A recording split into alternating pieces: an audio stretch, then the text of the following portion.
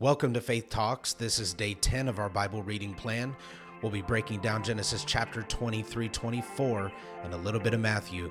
Let's get right into it.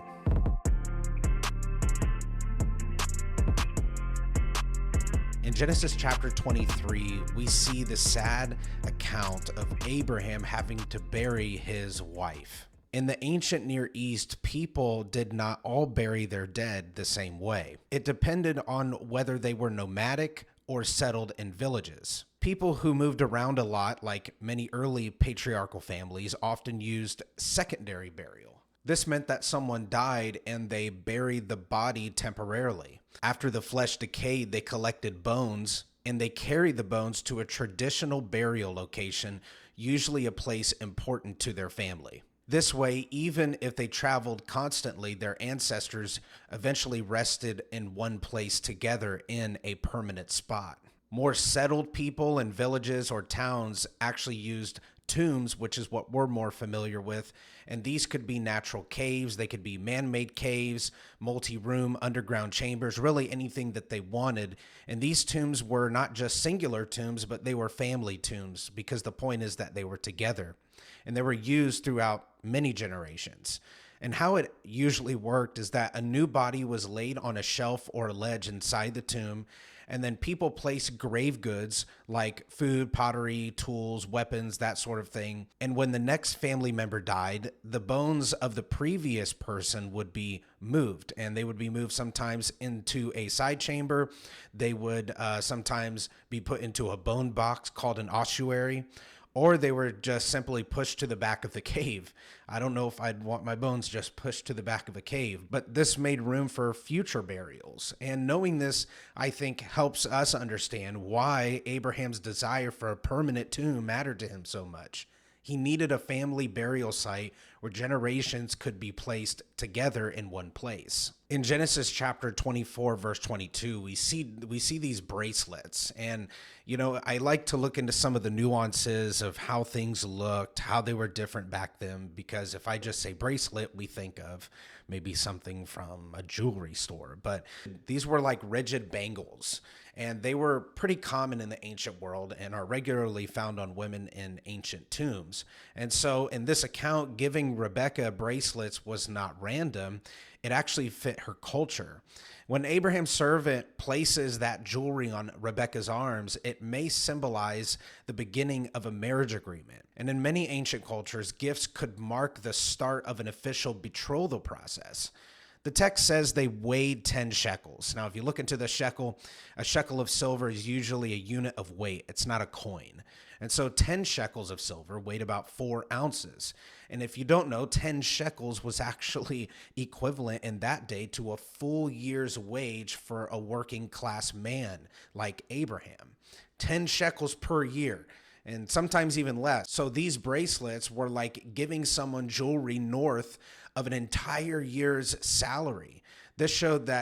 I think this showed just how loaded Abraham was. He was wealthy, he was serious about the marriage proposal. And moving on to verse 28, we see that this reference to Rebecca's mom's house.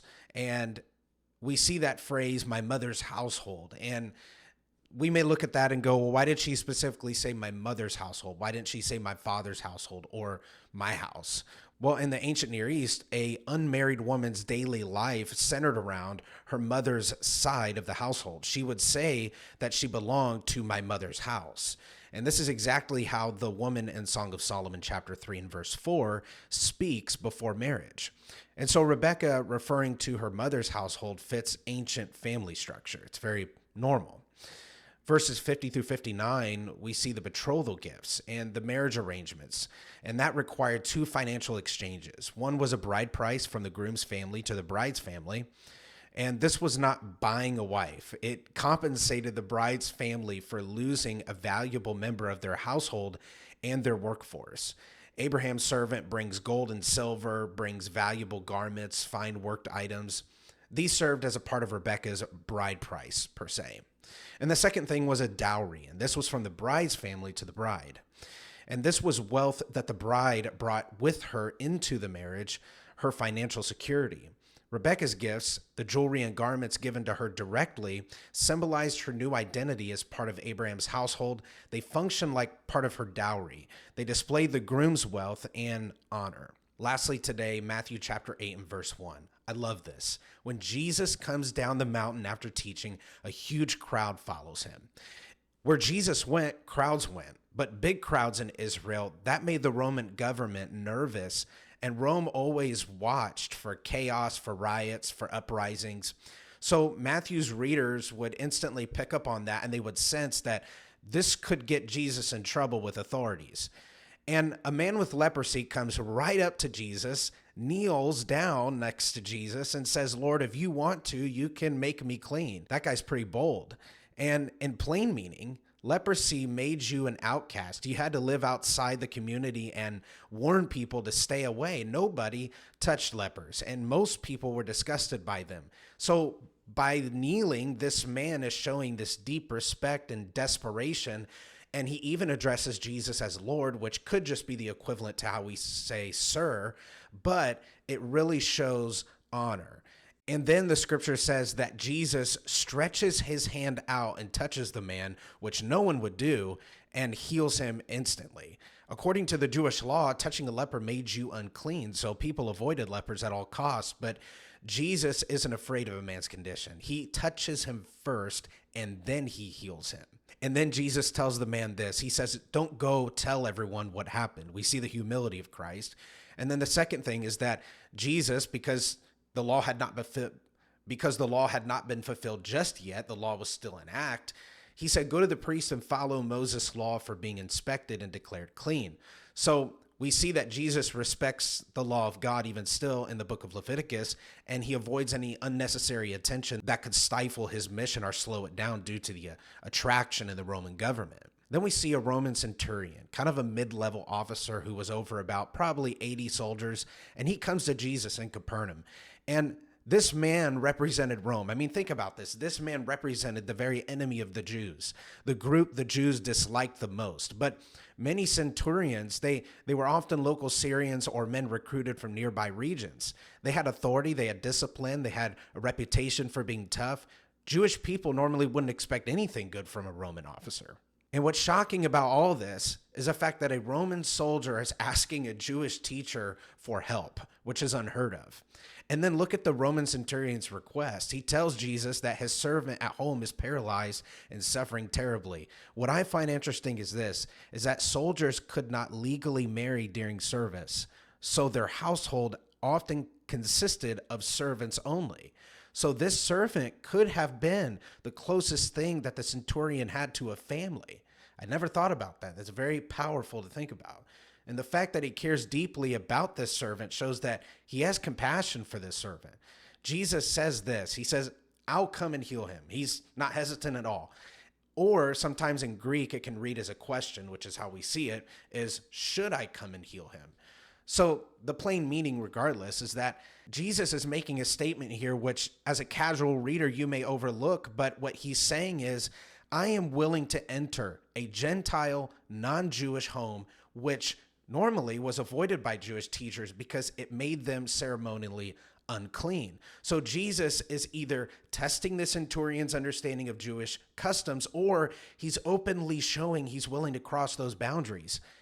And then it goes on to say that the centurion basically says, "You don't have to come to my house. I'm not worthy. You just say the word and my servant will be healed."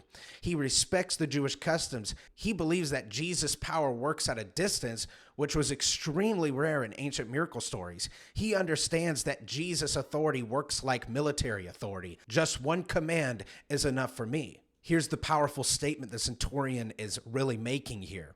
He's saying, "I give orders and my soldiers to obey all day." I understand, Jesus, how authority works.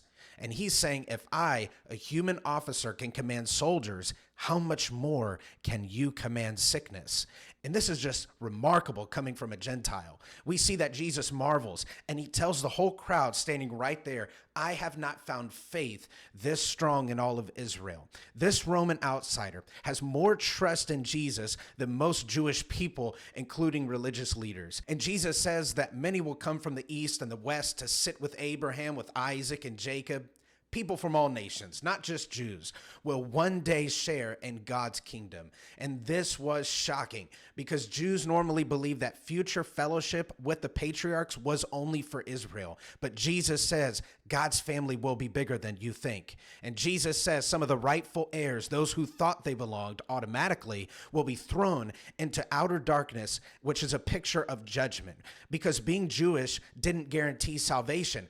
Because God cares about faith, he doesn't care about ethnicity. And Jesus tells the centurion, he says, let it be done as you believed. And the servant is healed instantaneously from a distance. And what this tells you and what this tells me today in this scripture is that Jesus honors a man's faith regardless of who he is, where he comes from, what his background is, or how good of a Christian he may be. He honors the faith of a person.